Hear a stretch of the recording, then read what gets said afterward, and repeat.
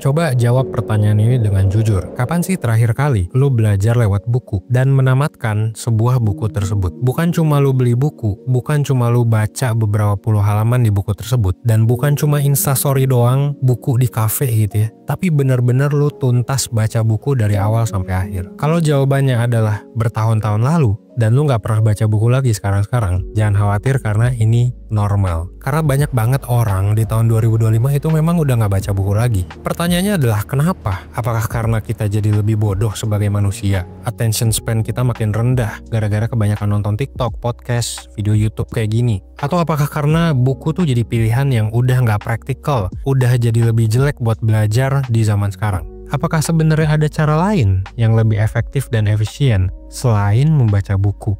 Di video kali ini gue bakal ngebedah tentang cara biar kita bisa belajar 100 kali lipat lebih cepat, lebih baik dari orang biasa. Dan bukan lewat buku. Welcome to Kelas Kehidupan by 1%. Jangan lupa tonton video ini sampai habis. Semoga lo bisa belajar lebih cepat dari orang biasa setelah nonton video ini.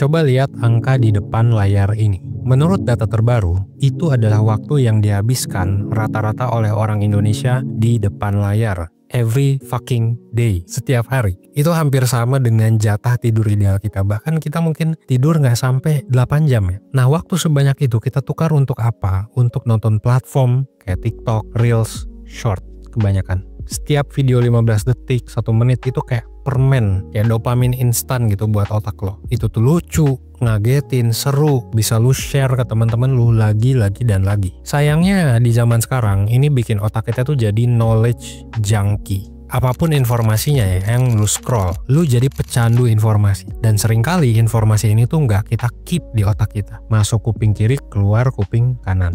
Akibatnya ya toleransi kita terhadap segala sesuatu yang butuh proses, contohnya kayak baca buku, yaitu jadi nggak bisa gitu kita memproses itu. Kesabaran kita ya anjlok, karena baca buku itu beda dengan scrolling TikTok. Belajar yang bener itu seringkali melelahkan. Ya kayak makan makanan sehat lah, butuh waktu gitu buat dimasak. Sama kayak nge-gym, lu perlu OTW dulu, lu perlu effort di setiap gerakannya, yang seringkali ini tuh bikin males. Dan buat otak kita semua, sayangnya ya, yang udah kecanduan digital fast food kayak tadi, belajar, apalagi baca buku itu rasanya kayak siksaan. Kita nggak terbiasa menunggu, kita nggak terbiasa memproses. Tapi gue bisa bilang ini nggak salah, bukan salah lu kok. Ini memang perkembangan teknologi, karena sekarang memang ada cara lain untuk belajar di era modern ini yang super duper jauh lebih cepat, lebih efektif, lebih efisien daripada scrolling doang atau baca buku doang. Apa itu? Nah, lanjut ya. Banyak orang yang ketika belajar itu jadi pembelajar pasif. Mereka mengkonsumsi banyak sekali informasi. Baca buku 1, baca buku 2, nonton podcast 1, nonton podcast 2. Tamat sih baca bukunya gitu. Masalahnya kok ada ya orang yang kayak gini, yang baca buku tiap hari, nonton podcast segala macam tiap hari. Kok udah berbulan-bulan, udah bertahun-tahun, kok hidupnya gitu-gitu aja gitu. Kok nggak ada yang bisa orang ini tuh tunjukin sebagai hasilnya. Kok nggak berubah gitu, masih di sana-sana aja. Nah, jawabannya adalah ini adalah jebakan. Jebakan belajar pakai cara tradisional, yaitu hanya dengan menerima informasi saja. Dengan kata lain, lu jadi pembelajar pasif. Masalahnya adalah gini, setiap kali lu baca buku, nonton video edukasi kayak 1% ini gitu ya, atau dengerin podcast, otak lu mungkin ngerasa happy dan dikasih dopamin. Lu akhirnya jadi merasa produktif, lu merasa selangkah lebih maju. Tapi ini cuma ilusi dan seringkali ilmunya juga menguap dengan sangat cepat. Mungkin gak bakal lu praktekin juga, bahkan gak sampai praktek. Mungkin lu udah lupa apa yang gua omongin di menit pertama tadi kan. Iya sih, lu mungkin baca buku 300 halaman, 500 halaman. Tapi yakin lu inget 500 halamannya tuh isinya apa aja. Malah mungkin saat lu baca buku di halaman ke-100, kadang lu lupa kan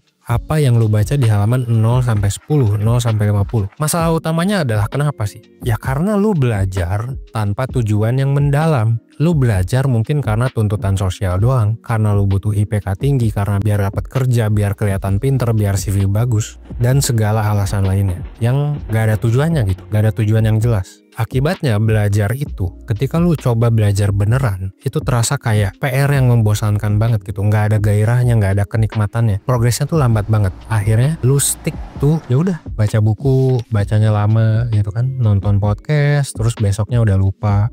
Lu jadi kolektor informasi yang nggak pernah menghasilkan apa-apa. Nah, terus cara belajar yang efektif tuh gimana? Nah, ini filosofinya ya.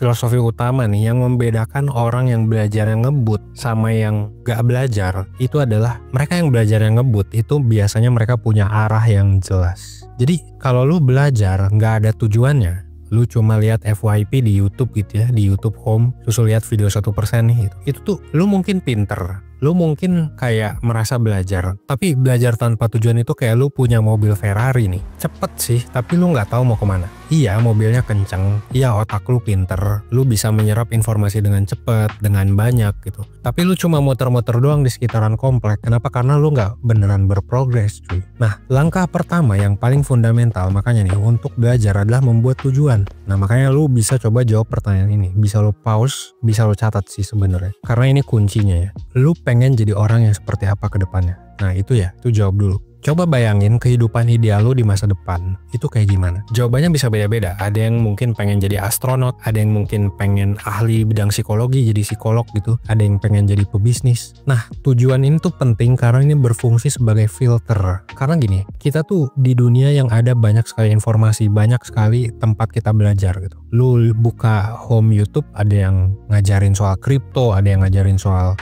AI, ada yang ngajarin soal psikologi gitu kan. Ada buku-buku baru, video tutorial, programming gitu dan lain-lain. Tapi lu bisa tanya ke diri lu sendiri, yang lu konsumsi ini mendekatkan lu ke tujuan lu atau enggak? Yang lu konsumsi ini beneran bakal lu praktekin apa enggak? Kalau jawabannya enggak, mungkin harus diabaikan aja. Karena langkah pertama ini penting untuk ngurangin distraksi. Karena di dunia yang penuh dengan distraksi, tugas kita adalah memfilter informasi. Jadi kita tuh bukan hidup di zaman dulu ya, yang mungkin baca buku tuh udah oke banget gitu. Sekarang tuh enggak, justru ngefilter adalah hal yang oke. Nah, kalau lu udah punya tujuan, ini juga yang membedakan orang yang belajarnya 100x sama yang gak belajar ya. Lu ubah tujuan ini jadi sebuah project. Project itu apa? Project itu adalah cara memecah tujuan lu jadi langkah-langkah kecil yang bisa dikerjakan setiap hari. Nah, disinilah kunci belajar 100x ya. Lu fokus sama apa yang bisa lu lakuin di depan mata lu, fokus pada behavior lu yang bisa lu lakuin hari ini. Nah, secara otomatis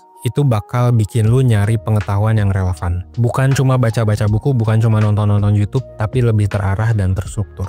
Nah, di chapter 4 kita bakal bahas cara yang teknisnya.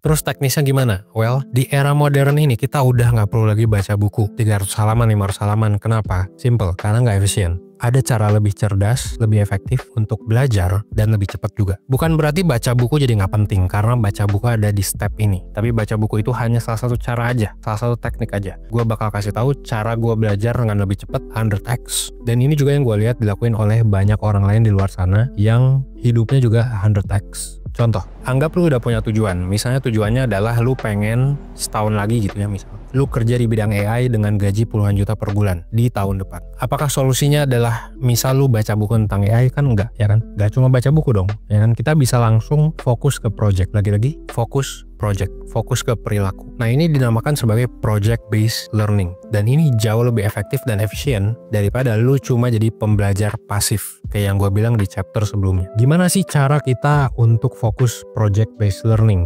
Sekarang kita udah punya AI, langkah pertama kita bisa tanya AI, apa sih project yang bisa kita lakuin hari ini untuk mencapai tujuan tersebut? Mungkin gue bisa ngasih prompt-nya ke lu gitu ya, nanti mungkin gue bisa ngasih prompt-nya ke lu, tapi ya sebenarnya lu bikin prompt juga bisa tanya AI. Bikinin prompt dong untuk gua mencapai tujuan gua belajar 100x dan lain-lain. Itu nanti AI bakal ngasih tahu caranya. Pertama itu, lu bisa tanya AI apa project yang bisa lu lakuin hari ini untuk mencapai tujuan tersebut. Yang kedua, let's say lu udah dapat project dari AI hari ini untuk membuat aplikasi AI sederhana di komputer. Simply karena lu masih beginner lah. Jadi AI nyuruh lu untuk bikin aplikasi yang sederhana aja. Nah, apa yang bisa lu lakuin? Langkah ketiganya adalah coba langsung bikin. Jadi di sini kita nggak baca buku kan, kita nggak nonton YouTube, kita nggak apa dulu, kita coba langsung bikin. Nah kalau misalnya kita bingung, apa yang bisa kita lakuin? Ya kita bisa cari inspirasi. Ini langkah keempat, cari inspirasi. Cari inspirasi dari mana? Nah disinilah sosmed bisa jadi alat belajar yang berguna. Kan bisa dari googling, bisa nonton video YouTube, bisa podcast, TikTok, dan lain-lain. Di TikTok kan gampang gitu, lu nyari project AI sederhana juga udah ada ratusan kreator yang udah bikin.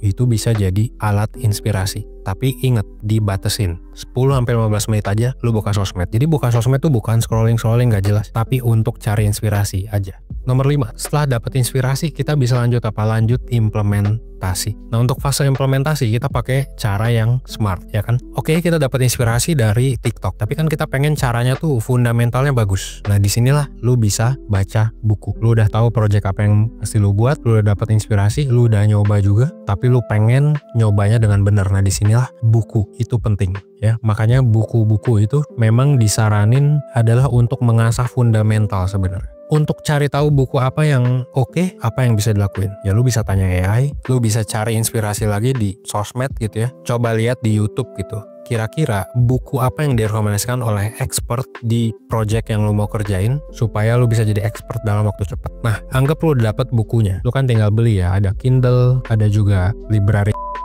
ada juga Sci-Hub dan lain-lain lah ya.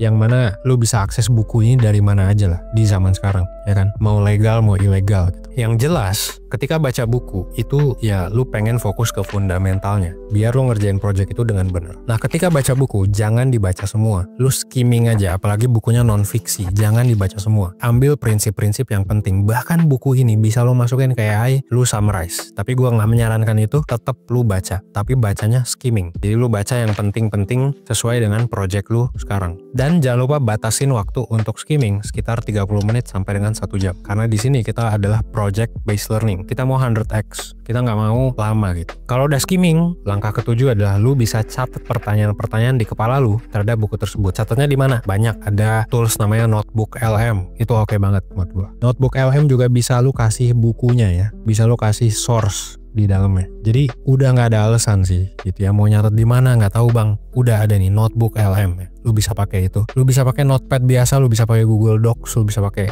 Microsoft Word atau apapun itu ya, lu catat pertanyaan-pertanyaannya. Nah trik gua biasanya kalau gua baru baca buku, apalagi buku non fiksi, itu gua yakin penulisnya pasti pernah bikin podcast ya, apalagi kalau bukunya bagus udah pasti ada di podcast. Nah, apa yang lo lakuin untuk menjawab pertanyaan-pertanyaan itu? Lo nonton podcastnya. Kenapa? Karena orang lain mungkin juga dan kemungkinan besar punya pertanyaan yang sama dengan lo. Dan penulisnya biasanya akan ngejawab di podcast tersebut. Karena kita kan mau belajar lebih efisien. Ya ngapain baca bukunya kalau lo bisa denger langsung penulisnya, ya kan? Supaya kita bisa paham garis besar fundamentalnya gitu. Dan di podcast juga kan, nggak jarang di podcast itu malah lebih banyak informasinya gitu ya. Gue sering banget ngeliat kayak misalnya contoh lah, buku terbaru Yuval Noah Harari gitu ya, atau yang populer banget Sapiens gitu, atau misalnya siapa, Henry Manampiring ya, Filosofi Teras. Gue yakin lebih banyak insight yang dia kasih di podcast dibandingkan di bukunya. Bahkan kadang ada perkataan-perkataan di bukunya yang direvisi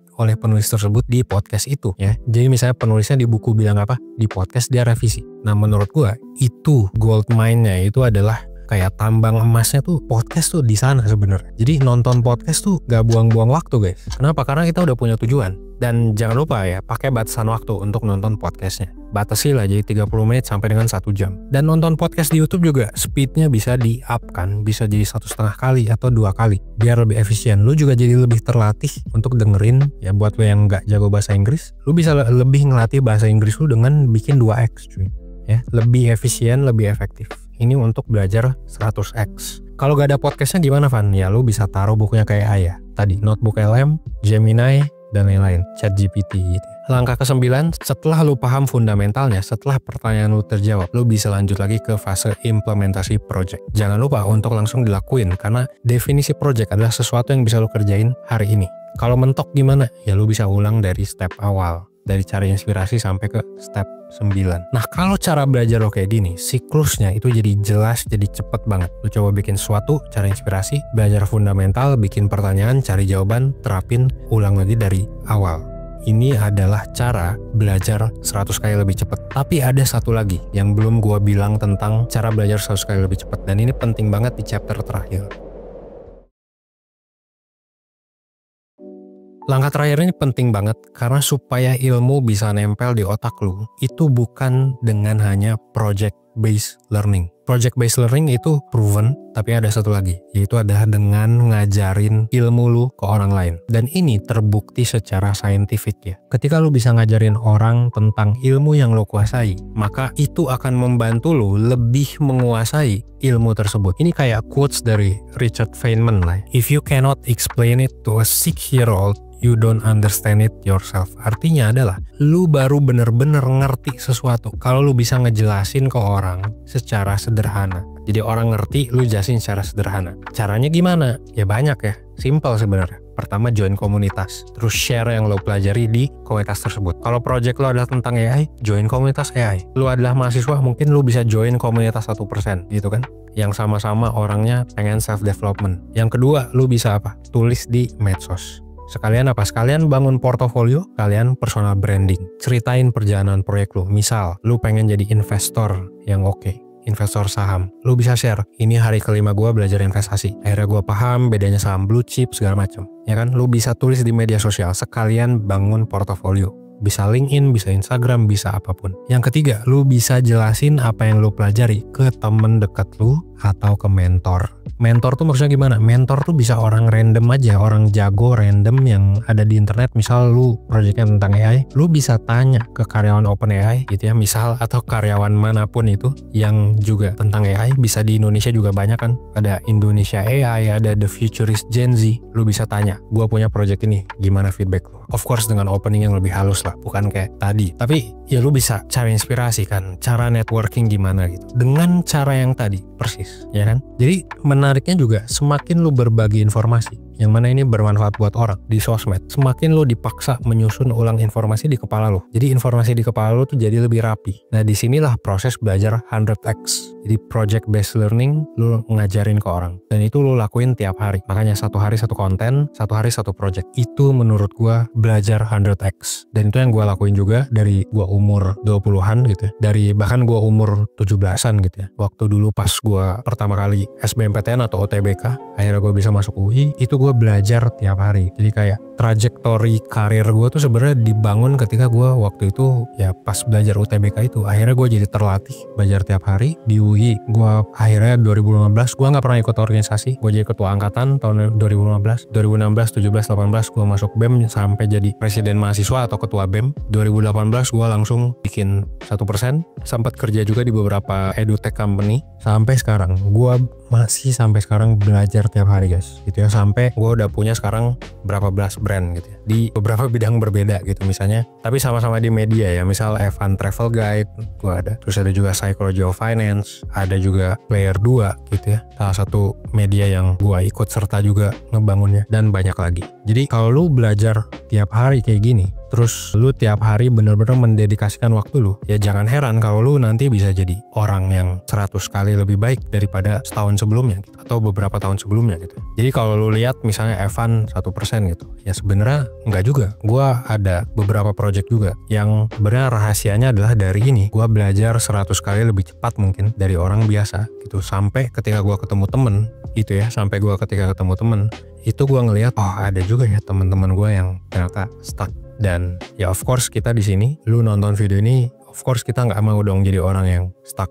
Yang stuck itu nggak salah sebenarnya, kan tiap orang punya jalan hidup beda-beda. Tapi gue yakin lu yang nonton video ini, mungkin lu mau hidup lu tuh nggak stuck. Mungkin lu punya ambisi, mungkin lu punya masalah, mungkin lu punya tujuan yang lu pengen capai, masalah yang lu pengen selesain gitu kan, orang yang pengen lu banggakan, orang tua lu mungkin atau pasangan lu. Ya semoga video ini bisa ngebantu. Jadi kuncinya sebenarnya tadi, dan please start dari satu project kecil hari ini, dan please jadi lebih baik seenggaknya 1% setiap hari.